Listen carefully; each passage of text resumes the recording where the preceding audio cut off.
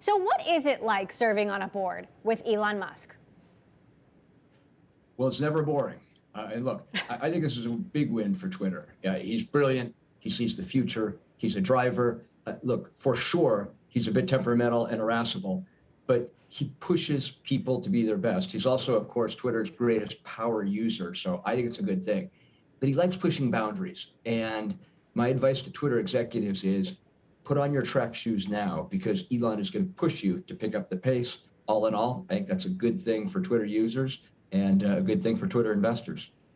Elon is his own biggest marketer. I wonder how that could work to Twitter's advantage.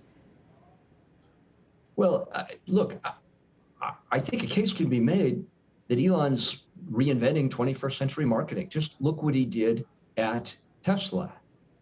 He had a marketing budget close to zero. He took every penny he could, even though we were a much smaller auto company, invested it in innovation, making greater products. In contrast, the world's major auto companies, GM, Ford, Toyota, spent billions. They could have been spending on R&D in tired commercial campaigns, Super Bowl ads, and so on.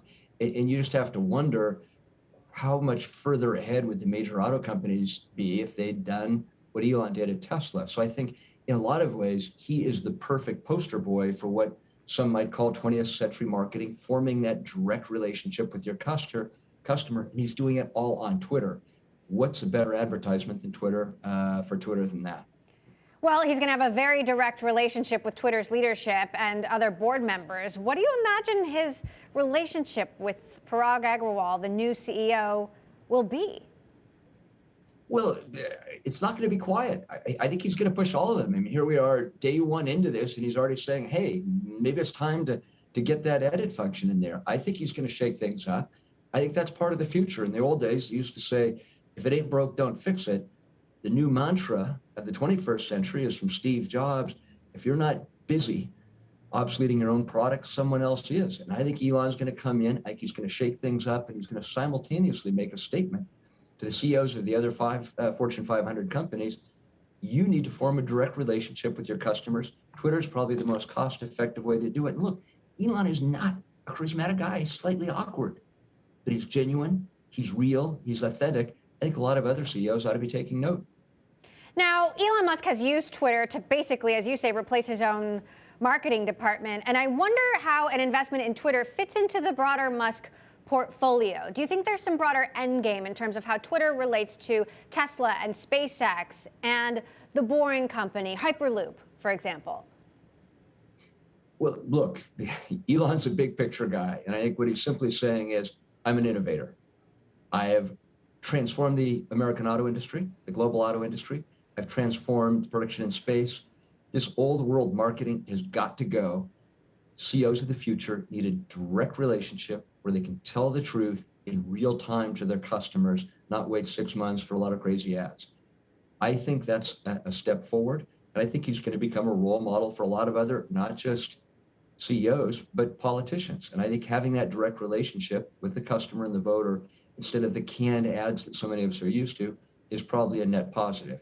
But you're still going to have to manage it well. We'll see how they do. Where do you think Elon Musk falls on Twitter's banning of President Trump?